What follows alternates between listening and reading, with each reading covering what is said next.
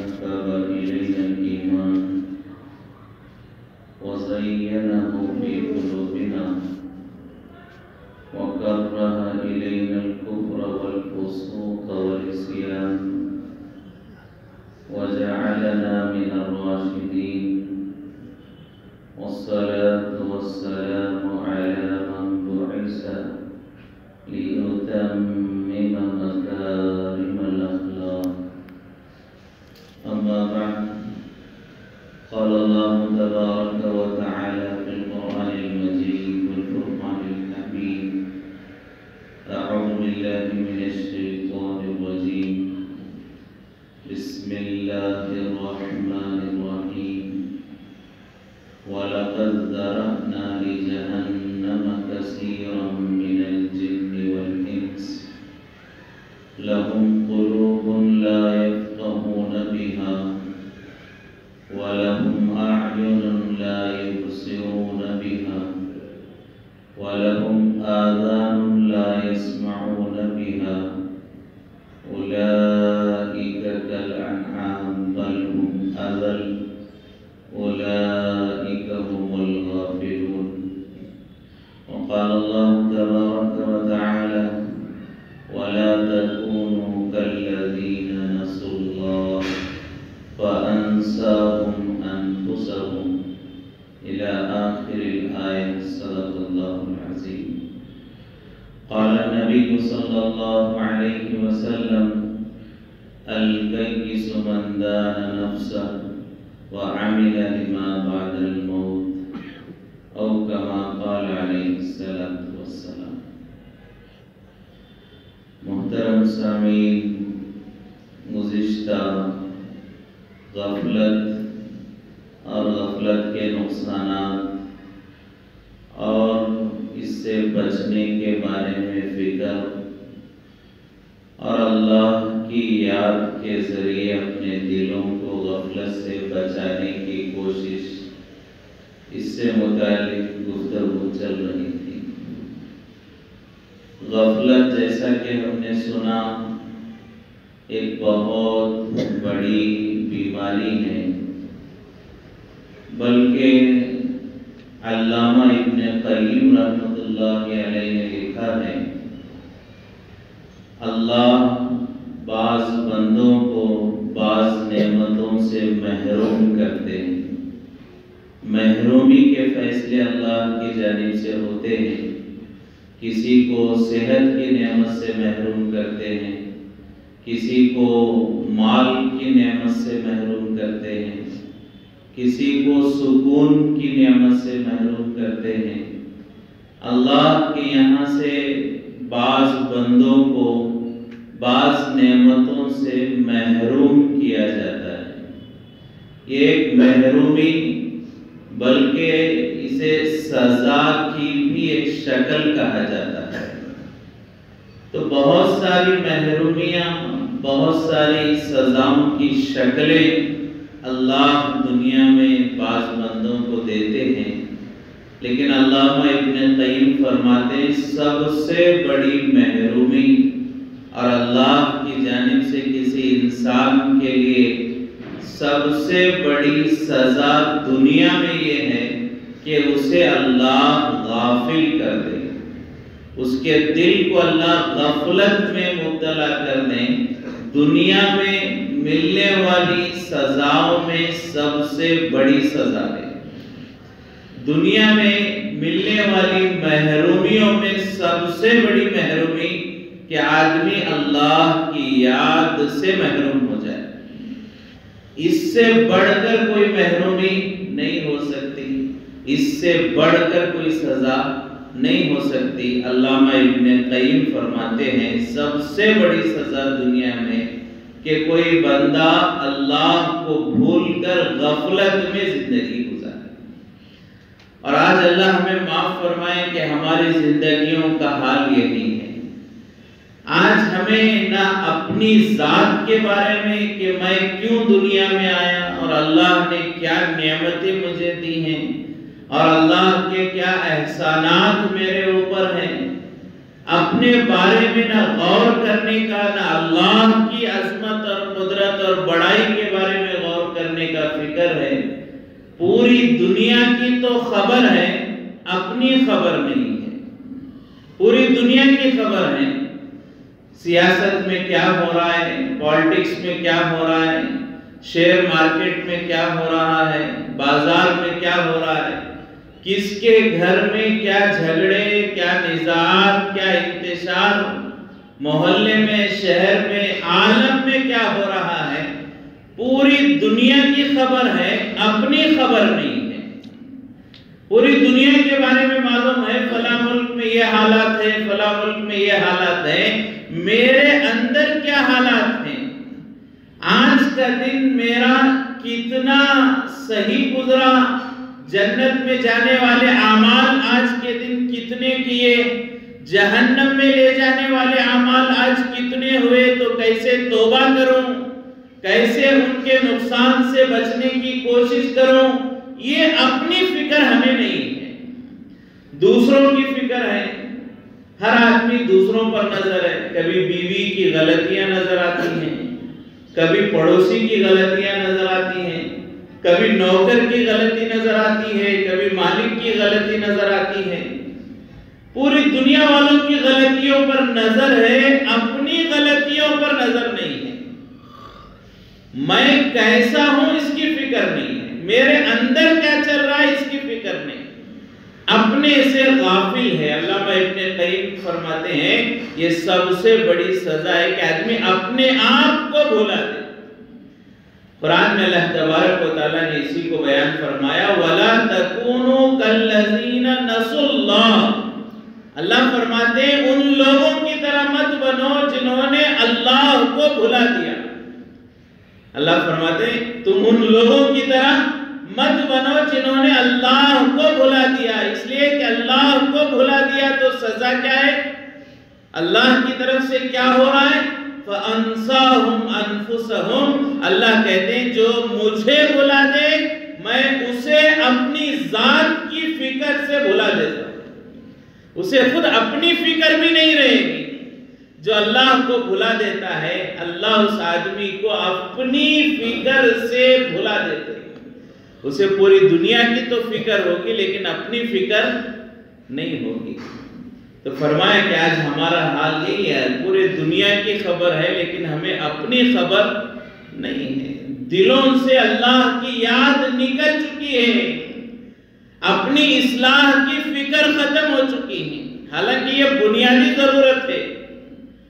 صحابہ کرام کی یہ صفت تھی، بار بار اپنے اوپر نظر ڈالتے تھے صحابہ کرام کہ میرا حال کیا ہوگا، مرنے کے بعد قبر میں میرا کیا ہوگا، حشر میں میرا کیا ہوگا، اللہ کے سامنے کیا منہ لے کر کھڑا ہوں گا۔ بہت سارے صحابہ اللہ کے سامنے روتے تھے، اے اللہ میں نے جو ہے جوانی کا حصہ گزارنے کے بعد ادھیڑ عمر میں اسلام قبول کیا، ایک لمبا عرصہ میرے زندگی کا گناہوں میں گزرا ہے، میں کیا منہ تجھے دکھاؤں گا۔ صحابہ روتے تھے اللہ کے سامنے کہ کیا منہ لے کر میں اللہ کے سامنے کھڑا ہوں گا، حالانکہ صحابہ کا ایمان ایسا کہ قیامت تک آنے والوں کے لیے نمونہ ہے، ایسا ڈر، ایسا فکر اپنے بارے میں، ایک معمولی خدشہ، معمولی وہم بھی اپنے بارے میں آتا کہ یہ مجھے نقصان پہنچائے گا یا یہ عمل میری آخرت کو نقصان پہنچائے گا تو فوراً اللہ کے سامنے توبہ کرتے، اپنی اصلاح بھی کیا کرتے، اپنی اصلاح بھی فوراً کیا کرتے۔ ایک واقعہ لکھا ہے، حضرت عمر فاروق رضی اللہ تعالیٰ عنہ جا رہے تھے، ساتھ میں حضرت انس رضی اللہ تعالیٰ عنہ تھے، حضرت عمر اور حضرت انس راستے سے گزر رہے تھے۔ اب ظاہر بات ہے حضرت عمر فاروق رضی اللہ تعالیٰ عنہ امیر المومنین ہیں، تو راستے میں بہت سارے لوگ سلام کرنے لگے، امیر المومنین کہنے لگے۔ اب ظاہر بات ہے مسلمانوں کے امیر تھے تو مسلمان حضرت عمر کو دیکھ کر بہت سارے خوش بھی ہوتے، بہت ساروں کا دل میں روب حضرت عمر کا، بڑے ادب سے حضرت عمر کے سامنے گزرا کرتے۔ تو یہ راستے سے جا رہے، کوئی سلام کر رہا ہے، کوئی امیر المومنین کہہ رہا ہے، کوئی آپ کا ادب کر رہا ہے۔ تھوڑی دیر راستے سے گزرے، لوگ بڑا ادب کرنے لگے تو اچانک حضرت عمر رضی اللہ تعالیٰ عنہ نے حضرت انس سے کہا جو ساتھ میں تھے 2 منٹ رکو، کچھ دیر رکو، میرا کچھ کام ہے میں کر کے آتا ہوں، ضرورت سے جا کر آتا ہوں۔ تو حضرت انس رکے، حضرت عمر راستے کے کنارے ایک دیوار کے پیچھے گئے، کچھ دیر گزری حضرت عمر نہیں آئے تو حضرت انس کو خیال آیا کہ چلو دیکھتا ہوں حضرت عمر کیوں گئے ہیں، کیا کر رہے ہیں۔ تو حضرت انس گئے تو دیکھا کہ حضرت عمر دیوار کے پیچھے چھپ کر اپنے آپ سے باتیں کر رہے ہیں اور اپنے آپ کو حضرت عمر سمجھا رہے ہیں، اے عمر بہت سارے لوگ تجھے سلام کر رہے ہیں، امیر المومنین کہہ رہے ہیں تو تکبر مت کرنا، اللہ کی اس عزت پر فخر مت کرنا، جو عزت اللہ دے سکتا ہے وہ اللہ عزت لے بھی سکتا ہے۔ اے عمر یہ تیرا کمال نہیں کہ لوگ تجھے سلام کر رہے ہیں، اللہ نے لوگوں کے دلوں میں تیری محبت ڈالی اس لیے لوگ تجھ سے محبت کرتے ہیں۔ اے عمر تیرا کوئی کمال نہیں، تجھے اکڑنے کی، ناز کرنے کی، نخرے کرنے کی، فخر کرنے کی اجازت نہیں، کیونکہ یہ جو ہے وہ اللہ کا دیا ہوا ہے۔ کسے سمجھا رہے ہیں؟ اپنے آپ کو سمجھا رہے ہیں۔ ابھی تعریف سنی، یہ نہیں کہ رات کو توبہ کروں گا، رات کو مراقبہ کروں گا، نہیں، فوراً دیوار کے پیچھے گئے کہ کہیں میرے دل میں تکبر نہ پیدا ہو جائے، بڑائی نہ پیدا ہو جائے، اپنی فکر، دوسروں کی غلطیوں پر نظر نہیں ہے، اپنی فکر ہے کہ میں تکبر کے ساتھ مر گیا تو میرا کیا حال ہوگا، یہ اپنی ذات کا فکر۔ اور آج ہمیں کیا ہے؟ اپنی ذات کی فکر نہیں۔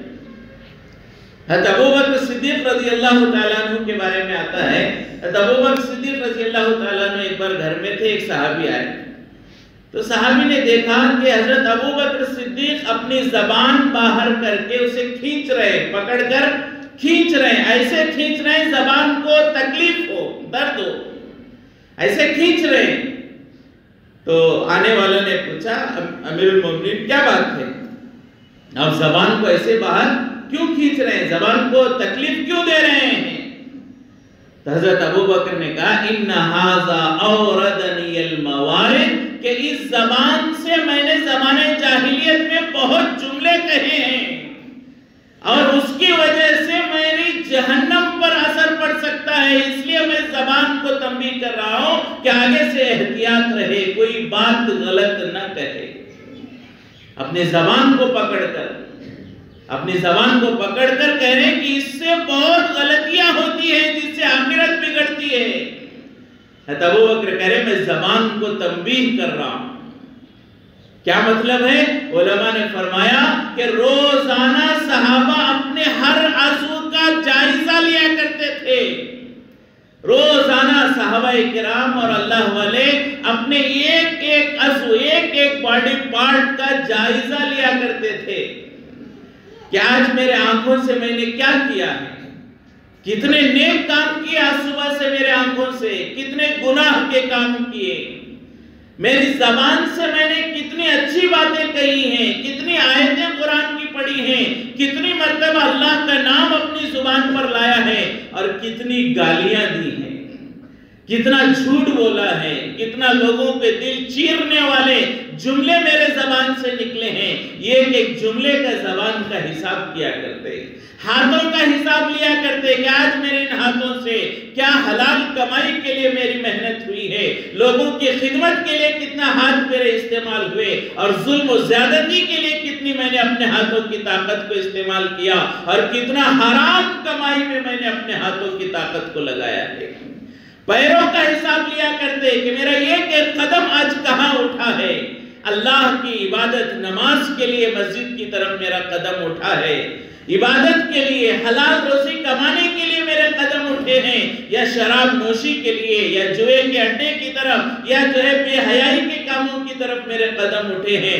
ہر چیز کا روزانہ حساب لیا کرتے، ہر چیز کا، آنکھوں کے بارے میں فکر، جائزہ، کان کے بارے میں جائزہ، زبان کے بارے میں جائزہ، ہر چیز کے بارے میں فکر ہوتی کہ آج میرے اعمال سے میں نے کیا کیا ہے۔ شام کو اگر جائزے میں غلطیاں یاد آتی، میں نے یہ گناہ کیا، میں نے یہ غلطی کی، اللہ سے توبہ کرتے، معافی مانگتے ہیں، اللہ میرے آنکھوں کو تو نے نعمت دی نیکی کے لیے، لیکن میں نے اس سے گناہ کیے، معاف فرما۔ اللہ زبان کی نعمت تو نے نیکی کے لیے دی، میں نے گناہ کیا، اس سے معاف فرما۔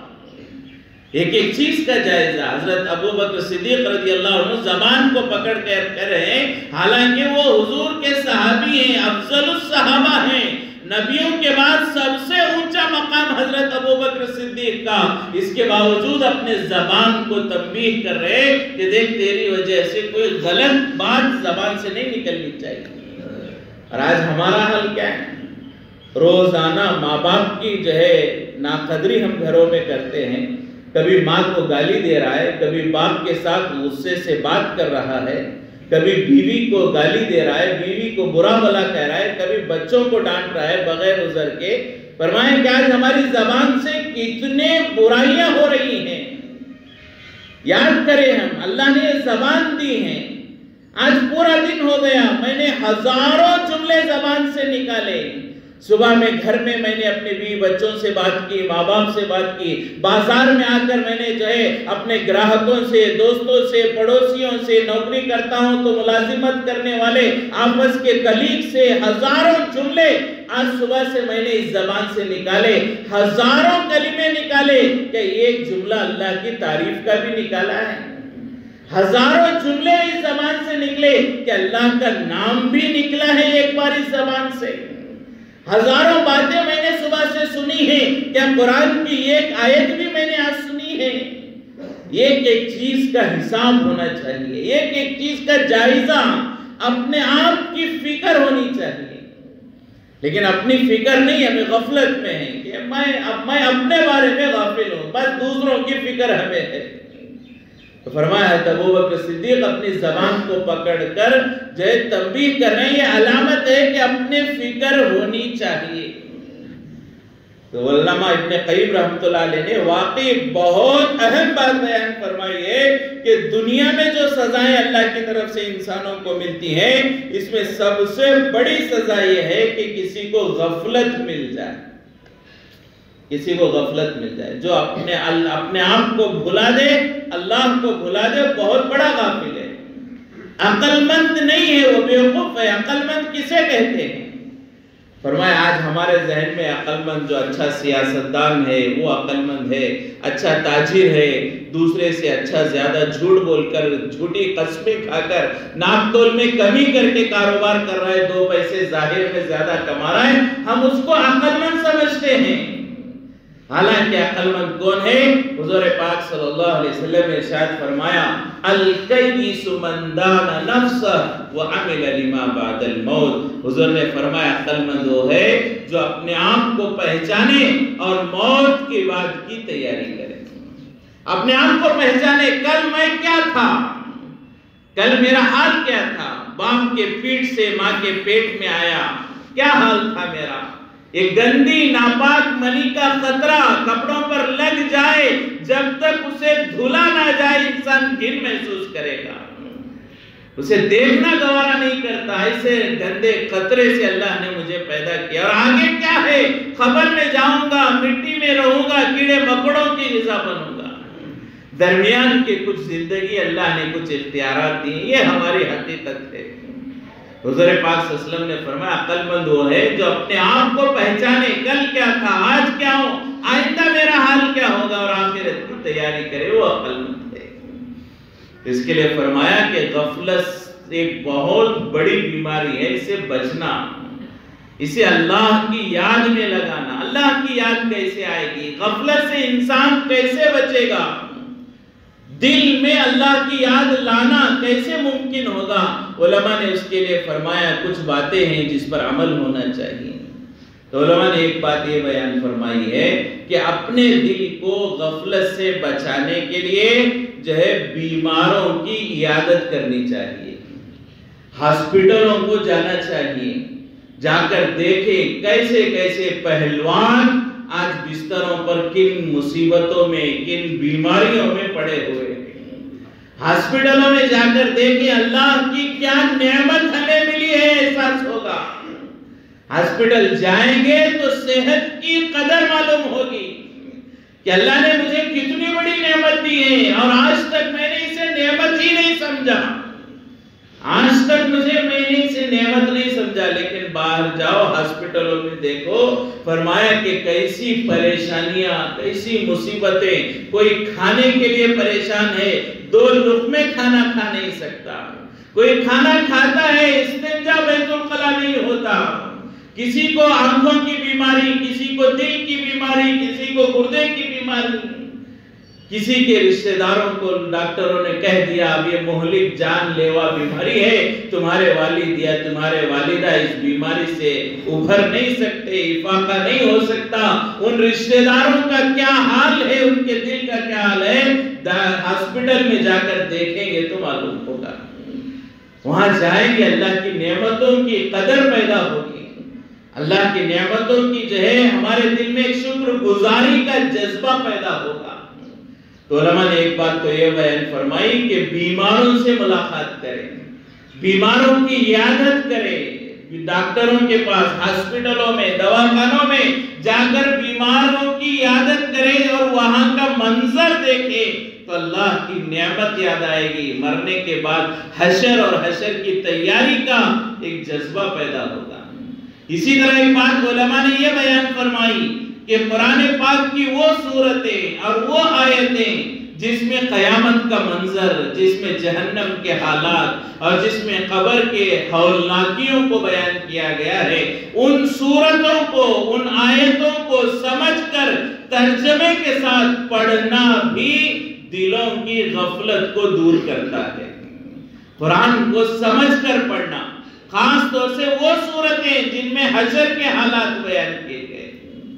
ایک مرتبہ حضور پاک صلی اللہ علیہ وسلم سے پوچھا گیا کہ اللہ کے رسول، آپ کے بال عمر سے پہلے پک چکے ہیں، آپ کے چہرے پر جو بوڑھاپن ظاہر ہوتا ہے، آپ کی عمر اتنی نہیں ہے، کم عمر میں بال سفید ہو گئے، کم عمر میں بڑھاپا آپ پر طاری ہو گیا، کیا بات ہے؟ حضور پاک صلی اللہ علیہ وسلم سے پوچھا تو آپ صلی اللہ علیہ وسلم نے فرمایا شیبتنی ہود و اقواتها، کہ ہود اور اس جیسی صورتوں نے مجھے بوڑھا بنا دیا۔ کیا ہے سورہ ہود میں اور اس جیسی صورتوں کا کیا مطلب ہے؟ فرمایا کہ سورہ ہود میں قیامت کا منظر اللہ نے کھینچا ہے۔ حضور پاک صلی اللہ علیہ وسلم فرما رہے ہیں قیامت کے منظر کو سن کر، وہ صورتیں پڑھ کر، وہ قیامت کی ہولناکیوں کو یاد کر کے وقت سے پہلے میں بوڑھا ہو چکا ہوں، وہ صورتوں نے مجھے بوڑھا کر دیا۔ تو حضور پاک صلی اللہ علیہ وسلم جن کے اگلے پچھلے گناہ معاف ہو گئے، مقام محمود کا اللہ نے وعدہ فرمایا، وہ ذات ہم میدان حشر کو یاد کر کے ان کے بال پک رہے ہیں، وقت سے پہلے بڑھاپے کے اثرات ظاہر ہو رہے ہیں، اور ہمیں آخرت یاد نہیں آتی۔ حضور جن کو سب کچھ اللہ نے معاف کر دیا، بلکہ اللہ نے معصوم پیدا فرمایا اور مقام محمود کا اللہ نے وعدہ فرمایا، وہ حشر کو یاد کرے اور ہم حشر کو بھلا دیں۔ حالانکہ ہماری زندگیوں کا کیا حال ہے؟ ہماری زندگیوں کا حال، ہمارے دلوں کا حال اللہ ہی بہتر جانتا ہے۔ نہ اللہ کا ڈر ہے، نہ عبادتوں کا شوق ہے، نہ حلال حرام کی تمیز ہے۔ آج امت کا ایک بڑا مسئلہ ہے، فرمایا کہ آج مسلمانوں میں بہت سارے ہم میں ایسے ہیں حلال و حرام کی کوئی فکر نہیں۔ بعض لوگ ایسے بھی ہمیں ملیں گے، نماز کا ہر مسئلہ پوچھیں گے، تہجد کے مسائل پوچھیں گے، تہجد میں پہلی رکعت میں کون سا پڑھوں، دوسری رکعت میں ضم سورت کون سا پڑھوں، سنتوں کے بارے میں، نماز کا ہر مسئلہ پوچھیں گے، لیکن لون لینے کا مسئلہ نہیں پوچھیں گے۔ مال کے بارے میں پوچھنا ضروری سمجھتے ہی نہیں، غفلت ہے مال کے بارے میں۔ ہاں نماز حضور کے طریقے پر، روزہ حضور کے طریقے پر، کاروبار ارے یہ کیا دیکھیں گے دین، حلال کاروبار ہے تو بس اس میں طریقہ کچھ بھی ہو، اب میں کروں، اللہ کے رسول کی کیا تعلیمات ہے علماء سے پوچھو، اس کا فکر بھی نہیں۔ بہت سارے حاجی بھی ہیں لون پر جو ہے گھر بنا رہے ہیں، لون پر سواریاں لے رہے ہیں، لون پر کاروبار کو آگے بڑھا رہے ہیں، سودی قرض لے رہے ہیں، سودی قرض دے رہے ہیں، گروی کے مکانات میں رہ رہے ہیں، گروی کے پیسے وہاں سے کرایہ لے کر اپنا گھر چلا رہے ہیں، مال کے بارے میں پوچھنے کا فکر ہی نہیں، غفلت۔ مال کے بارے میں تو بہت غفلت ہے، مال کا مسئلہ پوچھیں گے ہی نہیں۔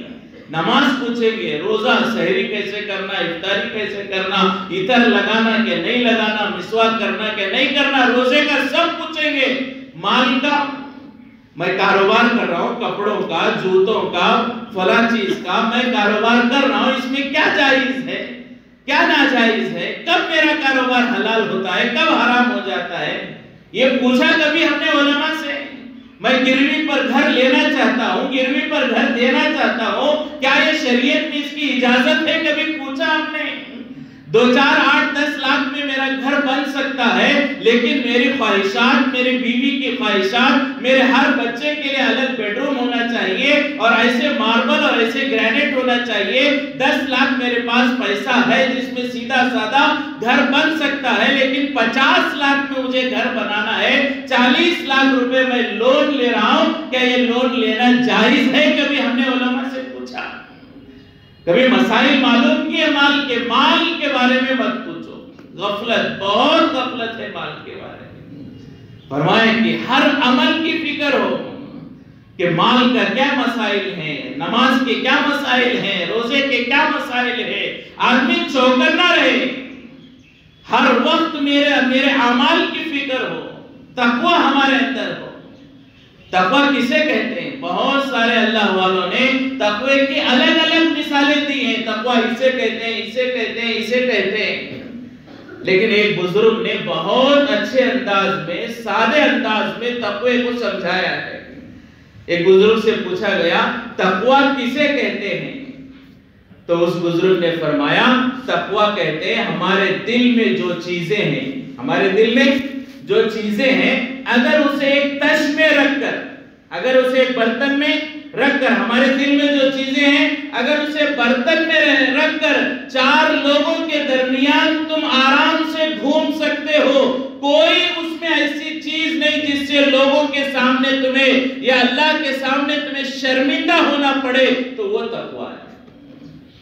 دل میں جو ہے اگر وہ تش میں رکھ کر میں دوست کے سامنے، ماں کے سامنے، بہن کے سامنے، بیٹی کے سامنے، لوگوں کے سامنے وہ میرے دل کی چیزیں آ جائیں اور مجھے شرم محسوس نہ ہو، کوئی بھی مجھے دیکھ لے، میرے دل کی چیزوں کو دیکھ لے، مجھے شرم نہیں آئے گی، وہ تقوی ہے۔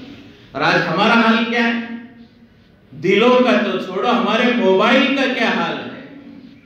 باپ کا موبائل بیٹا نہیں دے سکتا، لاک لگا ہوا ہے، کیوں؟ باپ کو معلوم ہے اس میں کچھ ایسی چیزیں ہیں بیٹے کے سامنے وہ دکھا نہیں سکتا۔ بہن کے موبائل میں ایسی چیزیں ہیں وہ لاک لگائی بھی ہے، معلوم ہے کہ میرا بھائی اسے دیکھ نہیں سکتا، ایسی گندی چیزیں میرے پاس ہے۔ بیٹے کے پاس موبائل میں وہ چیزیں ہیں جو ماں دیکھ نہیں سکتی۔ ہر آدمی، جوان کے بوڑھا، مرد کے عورت، تمام لوگوں کے موبائل پر آج لاک لگا ہوا ہے، کیوں؟ کہ ہمارے موبائل میں ایسی چیزیں ہیں میرا بھائی دیکھ نہیں سکتا، میری ماں دیکھ نہیں سکتی، میری بہن دیکھ نہیں سکتی، میرا بیٹا، میرا باپ دیکھ نہیں سکتا، ایسی چیزوں سے میرا موبائل بھرا ہوا ہے۔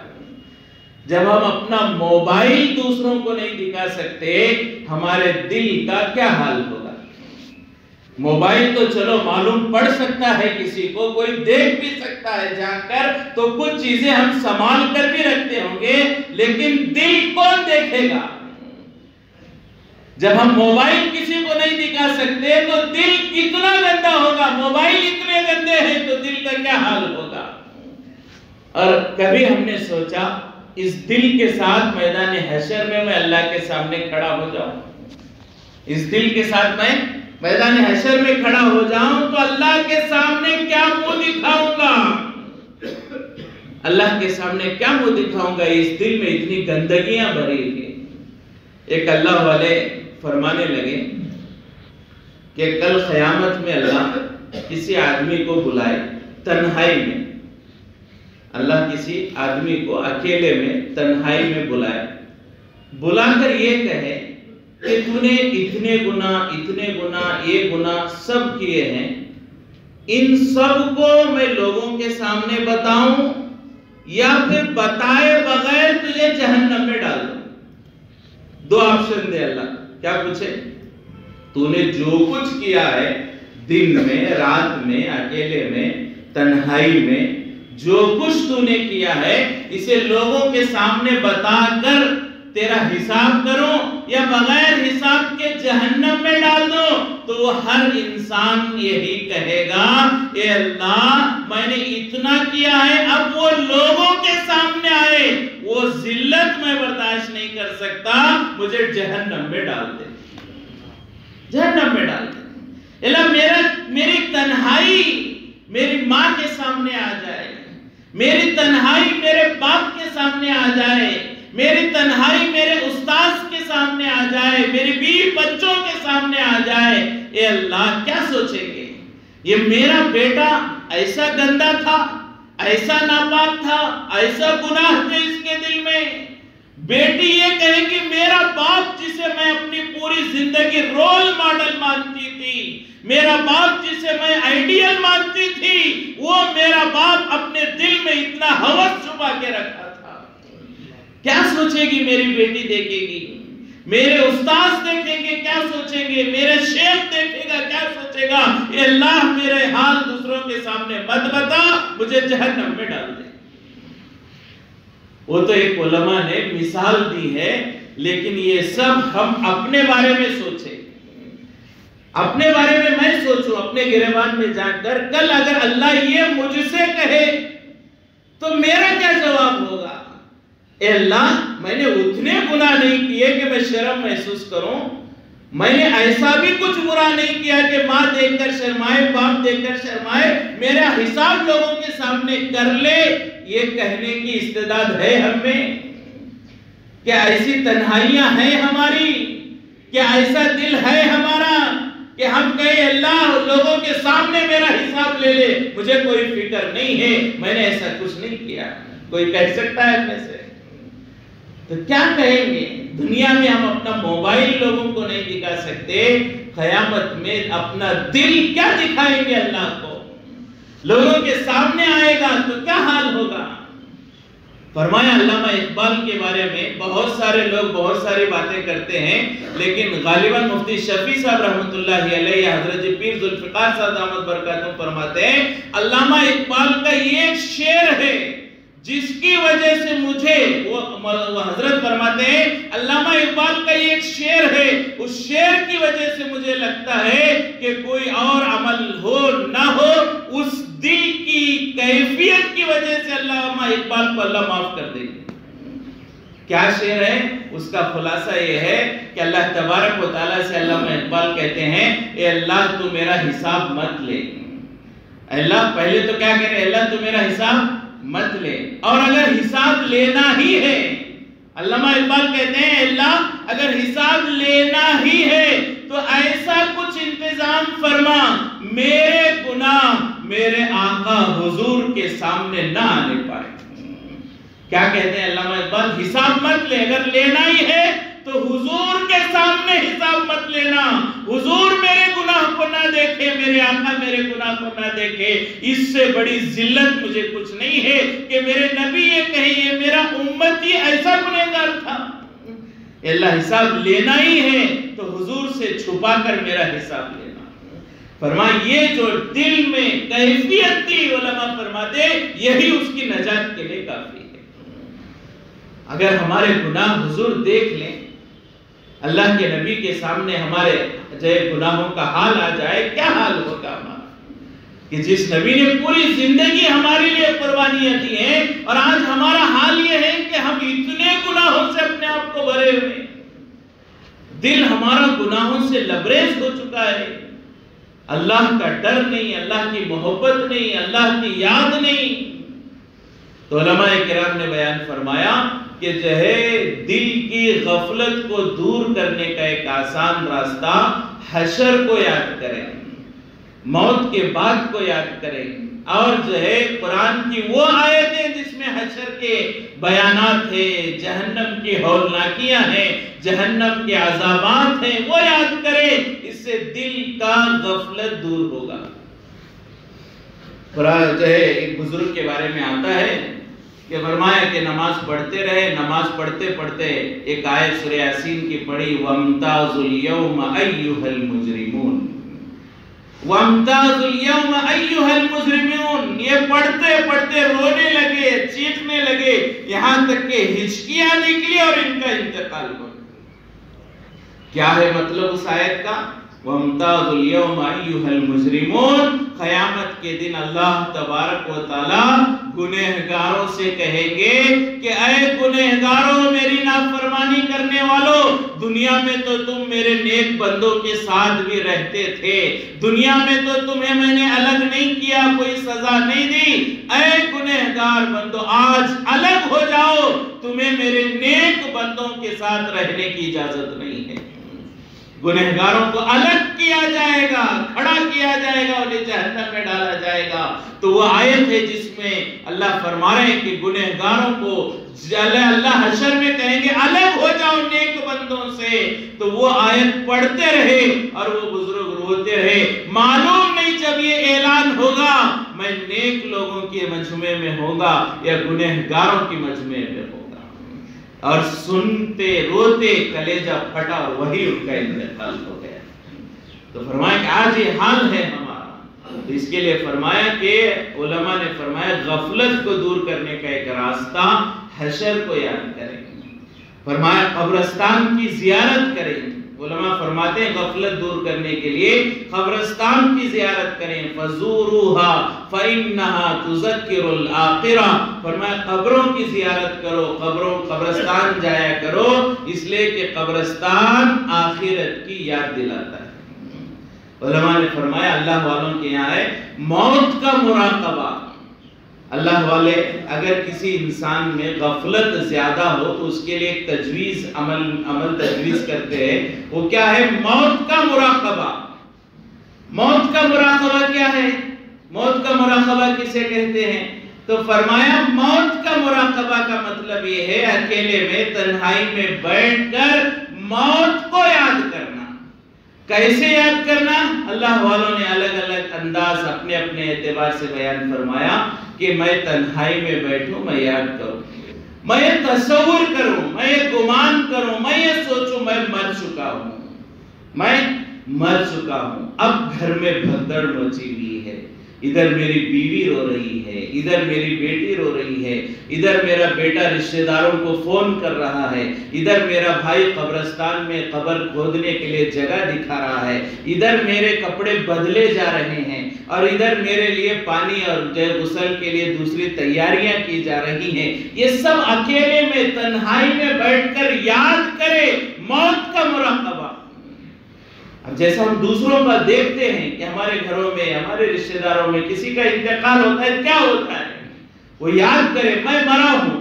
آدمی سوچے میں مرا ہوں، میرا جنازہ، میری لاش میرے گھر میں فلاں حال میں یہاں پر لٹائی ہوئی ہے قبلہ رخ کر کے، اب میں لیٹا ہوا ہوں، ادھر جو ہے رشتہ دار بیٹھ کے کچھ قرآن پڑھ رہے ہیں، ادھر بیوی کے جو ہے رونے کا حال یہ ہے کہ بار بار بے ہوش ہو رہی ہے، بیٹی کا کوئی ہوش نہیں ہے، بیٹا رشتہ داروں کو بلا رہا ہے، قبر جو ہے کی تیاری کر رہا ہے، تھوڑی دیر گزرا کہ جو ہے میرے کپڑے کو کینچی سے کاٹا گیا، کپڑوں کو کینچی سے کاٹا گیا، میرے کپڑے نکالے گئے، مجھے چارپائی پر لٹایا گیا، بیری کے پانی سے جو ہے نہلایا جا رہا ہے، کبھی ہاتھ اٹھاتے ہیں، کبھی پیر اٹھاتے ہیں، کبھی ایک کروٹ لٹھاتے ہیں، کبھی دوسری کروٹ لٹھاتے ہیں۔ اپنے آپ کو تصور کریں کہ میں اس جو ہے غسل کے تختے پر لیٹا ہوا ہوں، مجھے غسل دیا جا رہا ہے، اب سیدھی کروٹ لٹایا گیا، اب الٹی کروٹ لٹایا گیا، پہلے صابن کا پانی ڈالا جا رہا ہے، اب بیری کا پانی ڈالا جا رہا ہے، وضو کرایا جا رہا ہے، مجھے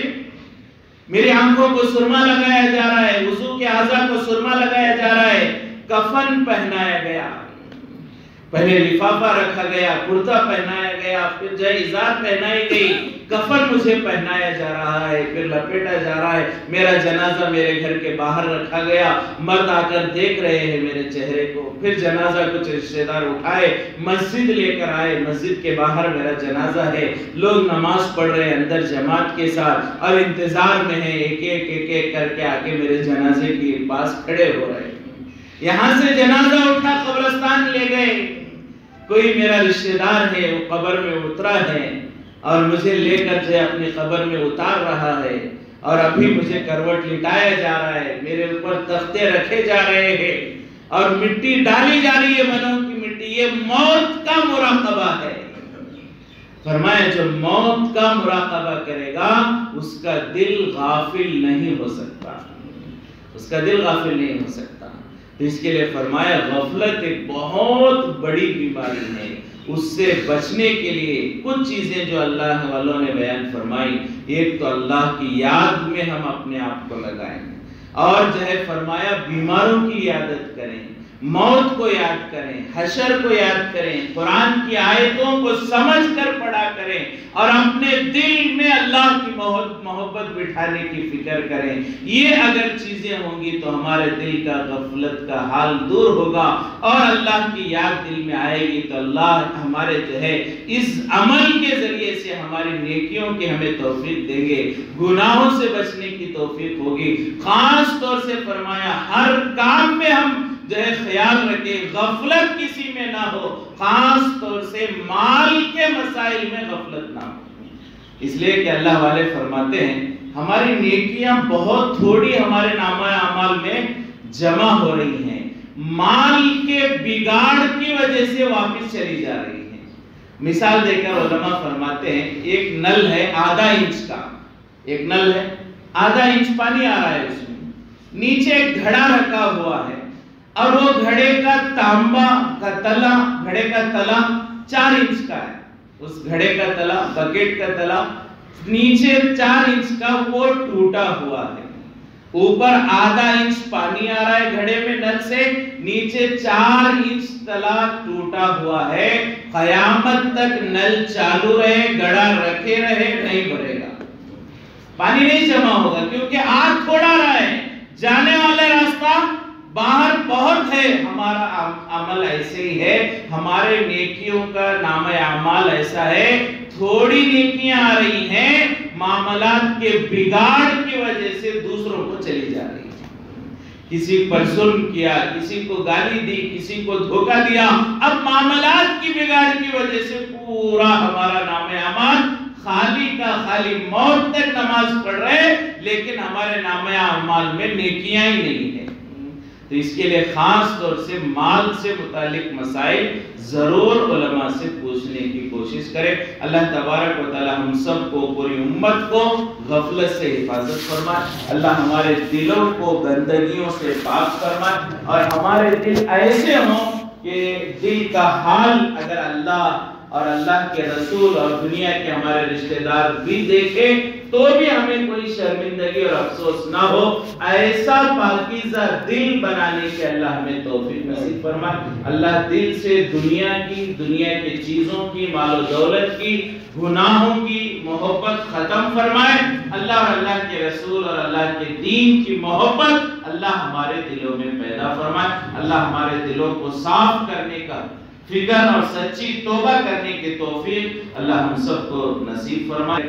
ایک آخری ضروری اعلان یہ ہے کہ اللہ کے فضل و کرم سے، آپ حضرات کی دعاؤں کی برکت سے، کل جو ہے میرا عمرے کا سفر ہے، والدہ ہے، گھر والے اور بچے ان کے ساتھ عمرے کا سفر ہے، لہٰذا آپ دعا فرمائیں کہ اللہ ہمارے سفر کو آسان فرمائے اور ہمارے عمرے کے ارکان کو اللہ قبول فرمائے، مدینے کی حاضری کو اللہ ہماری قبول فرمائے اور عمرے کی تمام برکتیں، سعادتیں اللہ ہمیں نصیب فرمائے۔ تو تقریباً 1 مہینے کا سفر ہے، تو لہٰذا آپ حضرات سے درخواست ہے پورے سفر اور عبادتوں کے لیے اور صحیح فکروں کو، صحیح ثمرات کو لے کر لوٹنے کے اللہ ہم سب کو توفیق نصیب فرمائے اور اللہ جو ہے اس عمرے کا پورا اجر و ثواب نصیب فرمائے۔ بچے بھی ساتھ میں خاص طور سے دعا فرمائیں کہ اللہ سفر میں آسانی اور عافیت کا معاملہ فرمائے۔ باقی جو ہے مسجد کے ذمہ دار مشورہ ہے، اس لیے کہ کوئی بڑا نہیں ہے، ہمارے یہاں سب سے بڑی چیز مشورہ ہے، تو ہمارے غیر موجودگی میں جمعہ وغیرہ جو بھی ترتیب ہے الحمدللہ مسجد کے ذمہ داروں نے ایک بہترین منظم اس کا انتظام فرمایا ہے،